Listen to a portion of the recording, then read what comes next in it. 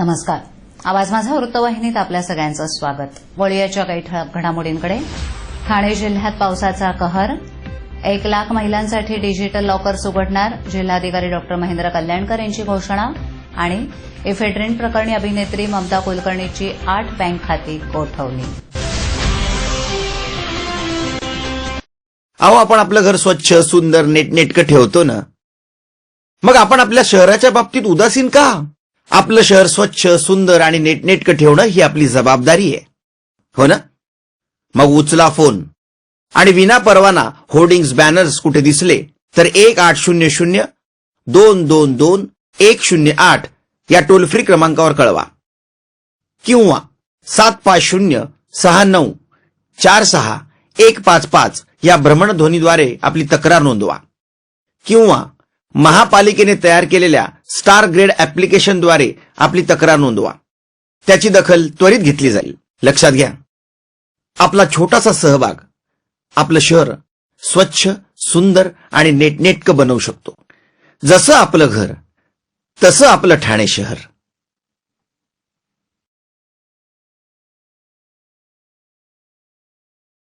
ठाण्यात शनिवारी रात्रीपासून पावसानं मुसळधार हजेरी लावून ठाणेकरांची एकच त्रेधा तिरपेट उडवून दिली. ठिकठिकाणी नाले भरल्यानं रस्त्यावर पाणी जमलं होतं, तर काही ठिकाणी परिसरात पाण्याचा निचरा न झाल्यानं पाणी इमारतीत आणि चाळीत घुसल्याच्या घटना घडल्या. रविवारी सकाळी मात्र ठाण्यात अनेक भिंती आणि खारेगाव घोलाई नगर इथे चाळ पडण्याची घटना घडली. रविवारी ठाण्यात विक्रमी पावसाची नोंद करण्यात आली. तब्बल 207 मिलीमीटर पावसाची नोंद करण्यात आली आहे.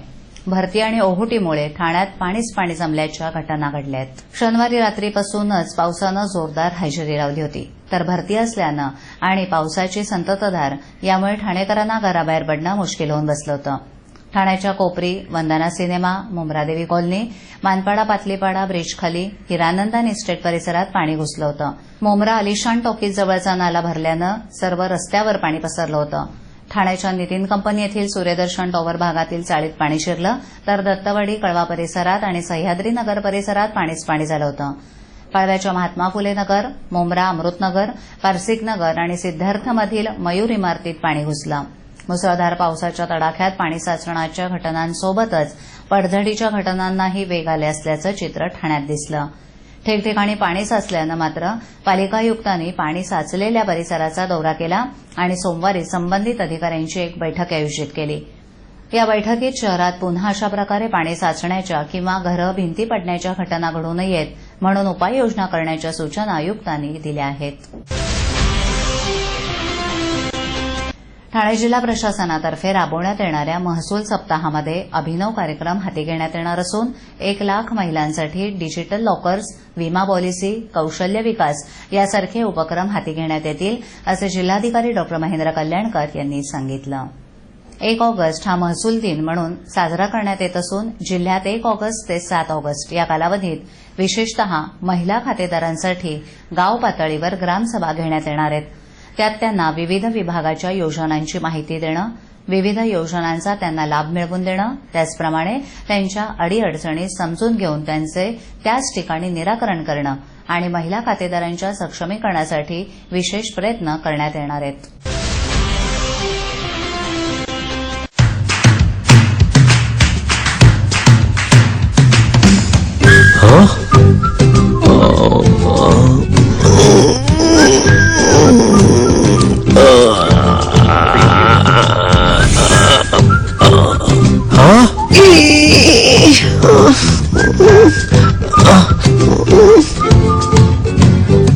To do the DTH recharge immediately, just click on TJSP Smart Money.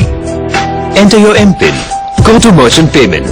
Select DTH Recharge, Service Provider, your account number, the money you want to transfer. Select your account, enter transaction PIN, and it's transferred.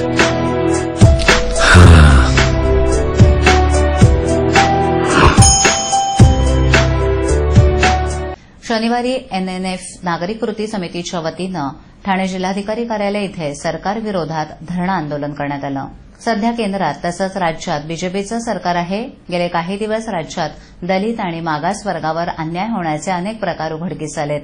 यात कोपर्डीची घटना, नवी मुंबईची घटना, गुजरातमधील मारहाण प्रकरण अनुसूचित जाती जमाती विद्यार्थ्यांचं शैक्षणिक आरक्षण समाप्त करण्याची राष्ट्रीय शैक्षणिक धोरणात करण्यात आलेली शिफारस समतेऐवजी समरसता वापर, तर कोणी अॅट्रॉसिटी कायदा रद्द करण्याची भाषा करणं, तर कोणी राज्यघटनेचं पुनर्विलोकनची भाषा करणं, असे अनेक प्रकार या सरकारच्या कालावधीत सुरू आहेत. या सरकारचा हा सगळा प्रयत्न मनुस्मृतीवर, धर्मावर आधारित राष्ट्र निर्माण करण्यासाठी चालला असून हा एक संविधान आणि राष्ट्रद्रोह आहे आणि याचा जाब विचारण्यासाठी एनएनएफ नागरिक कृती समितीच्या वतीनं ठाण्याच्या जिल्हाधिकारी कार्यालयाजवळ धरणं आंदोलन करण्यात आलं. या आंदोलनात मोठ्या संख्येनं समतावादी, समाजवादी, राजकीय तसंच धार्मिक संघटनांनी मोठ्या संख्येनं सहभाग घेतला होता. यावेळी सुरेश सूर्यवंशी, शंकर चमदाडे, विकास चव्हाण, महेंद्र मोडगरे, संतोष मोडगरे, प्रदीप गायकवाड, प्रदीप सावंत, संगीत माने तसंच विवेक कांबळे इत्यादी उपस्थित होते. ठाणे शहरात गल्लोगल्ली भटकणारी बेवारस श्वान सैराट अशी अवस्था आहे. तब्बल 50,000पेक्षा अधिक भटकी श्वान ठाण्याच्या विविध परिसरात पसरली आहेत. या श्वानांच्या दंशानं ठाणेकर त्रस्त झाले असून पालिका प्रशासन मात्र मागील 25 वर्षात एकही चावा घेतलेला ठाणेकर श्वानाच्या दंशानं दगावला नसल्याची माहिती देत आहे. दरम्यान पालिकेनं पाळीव श्वानांचे परवाने घेण्याचं आश्वासन दिल्यानंतरही ठाणेकरांनी काहीसा प्रतिसाद दिल्याचं दिसतंय. श्वानांच्या वाढत्या संख्येला आळा घालण्यासाठी ठाणे महानगरपालिका प्रशासनानं नरश्वानांची नसबंदी करण्यासाठी पालिकेच्या अर्थसंकल्पात 50 लाखाच्या निधीची तरतूद केली होती. पालिकेच्या आकडेवारीनुसार असलेल्या ठाण्यातील 50,000 श्वानांपैकी 45,000 श्वानांची नसबंदी करण्यात आली आहे, तर शस्त्रक्रिया करण्याचे केवळ 5,000 श्वान शिल्लक असल्याची आकडेवारी देतात. मात्र दिवसेंदिवस ठाण्यात वारस नसलेल्या श्वानांची संख्या वाढत असताना पालिकेच्या आरोग्याधिकारी आर.टी. केंद्रे यांची माहिती फसवी असल्याचं चित्र दिसतंय. वास्तविकता ही आहे की शहरात भटक्या आणि पाळीव श्वानांची आकडेवारीच पालिकेला काढण्यात अपयश आलंय. ठाणे शहरात 50,000 भटकी श्वान असून पालिकेच्या पाळीव श्वानांची संख्याही 3,700 इतकी असल्याचं दिसतंय. तर पालिका प्रशासनानं मात्र यंदा श्वानांच्या परवान्याची फी आकारणीत 4 पट वाढ केल्याची माहिती समाजसेवक आणि अभ्यासक सत्यजित शहा यांनी दिली. त्यांनी माहितीच्या अधिकारात मिळवलेली माहिती त्यानुसार ठाण्यात रोज 30 ठाणेकरांचा चावा हे भटके श्वान घेत आहेत. या घडणाऱ्या घटनांपैकी 80% घटनांमध्ये 3 ते 8 वयोगटातील बालकांना श्वान दंश करत असल्याचं शहा यांनी सांगितलं. स्वप्नील जोशी, तरुण, सुपरहिट, विश्वासार्ह आणि सगळ्यात वेगानं वाढणारा ब्रँड. रेडी. TJSP, तरुण, फायनान्शियली स्ट्रॉंग, तुमचा विश्वास जपणारी आणि सगळ्यात वेगानं वाढणारी सहकारी बँक. ब्रँड म्हणजे स्वप्नील जोशी आणि बँक म्हणजे TJSP. कोट्यावधीच्या एफेड्रीन प्रकरणातील आरोपीच्या मालमत्तेवर ठाणे पोलिसांनी टाच आणण्यास सुरुवात केली आहे. यातील फरार आरोपी अभिनेत्री ममता कुलकर्णीच्या 8 बँकांची खाती गोठवली आहेत. या बँकांमध्ये परकीय चलनासह 93 लाखांची रोकड असल्याची माहिती पोलिसांनी दिली. 2,000 कोटींच्या एफेड्रीन अंमली पदार्थ प्रकरणात अभिनेत्री ममता कुलकर्णीचा कथित पती विकी गोस्वामी हा मुख्य सूत्रधार असल्याचा दावा ठाणे पोलीस आयुक्तांनी केला होता. यातील ममता कुलकर्णी, ड्रग माफिया विकी गोस्वामी, गुजरातमधील माजी आमदाराचा मुलगा किशोर सिंग राठोड आणि सुशील यांना फरार घोषित केलं आहे. या चौघांपैकी सुशील व्यतिरिक्त अन्य 3 आरोपी परदेशात असल्यानं ठाणे पोलिसांनी आता त्यांच्या या आरोपींच्या मालमत्तेवर टाच आणण्यास सुरुवात केली आहे. तपासादरम्यान मिळालेल्या माहितीनुसार ममता कुलकर्णीची गुजरात, मुंबईसह ठाणे जिल्ह्यात 8 बँकांमध्ये खाती आहेत. त्यापैकी मालाड येथील बँकेत 67 लाखांचं परकीय चलन आढळलं, तर कल्याण, बदलापूर, परळ, नरमन पॉइंट, धारावी, राजकोट, भुज येथील 7 बँकांमध्ये सुमारे 26 लाख रुपये आढळलेत. ही सर्व बँक खाती गोठवण्यात आली आहेत. दरम्यान ममता कुलकर्णी आणि विकी गोस्वामींचे 3 फ्लॅट मुंबईतील वर्सोवा इथे आहेत. या फ्लॅटसह ममता आणि विकीच्या गुजरात राज्यात असलेल्या मालमत्तेचा शोध आता पोलीस घेत आहेत. आजच्या ठळक घडामोडी शेवटी पुन्हा एकदा.